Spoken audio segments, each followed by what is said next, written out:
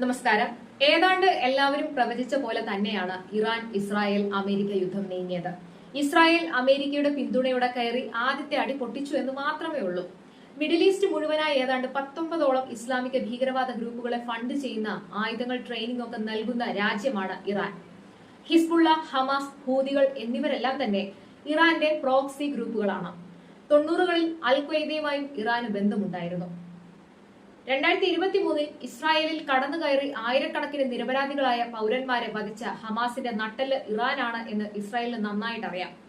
America Iran ചർച്ചയിൽ America ഉന്നയിച്ച ആവശ്യങ്ങളിൽ ഒന്ന് ഈ സംഘടനകളുടെ ഫണ്ടിംഗ് നിർത്തണമെന്നാണ്.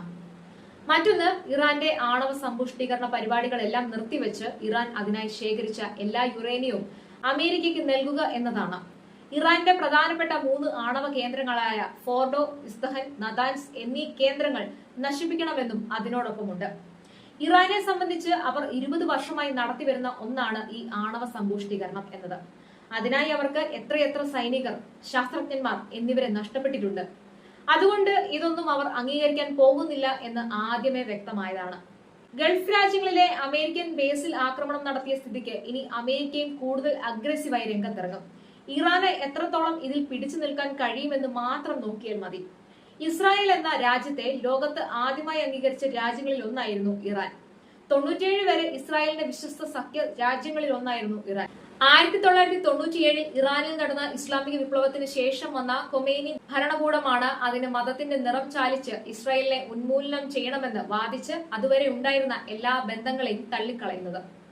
ഇറാൻ ഒരു ആണവശക്തിയാകുന്നത് ഒരിക്കലും നമുക്ക് നല്ലതല്ല. ഒരു പാകിസ്ഥാനെ കൊണ്ട് തന്നെ ആവശ്യത്തിലധികം തലവേദനയാണ്.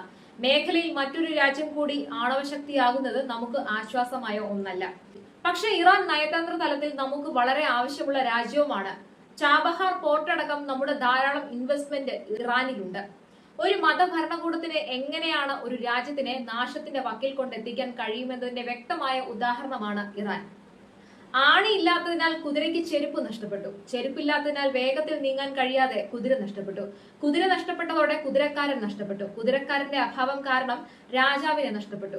രാജാവിനെ നഷ്ടപ്പെട്ടത് കാരണം യുദ്ധം പരാജയപ്പെട്ടു. യുദ്ധം തോറ്റതുവഴി രാജ്യം നഷ്ടപ്പെട്ടു. എല്ലാത്തിനും കാരണം എന്തായിരുന്നു? കൃത്യസമയത്ത് ആണിയടിക്കാൻ കഴിയാതെ പോയതായിരുന്നു. ഇറാനെ സംബന്ധിച്ച് 97-ൽ ആ ആണി നഷ്ടപ്പെട്ട് കഴിഞ്ഞു.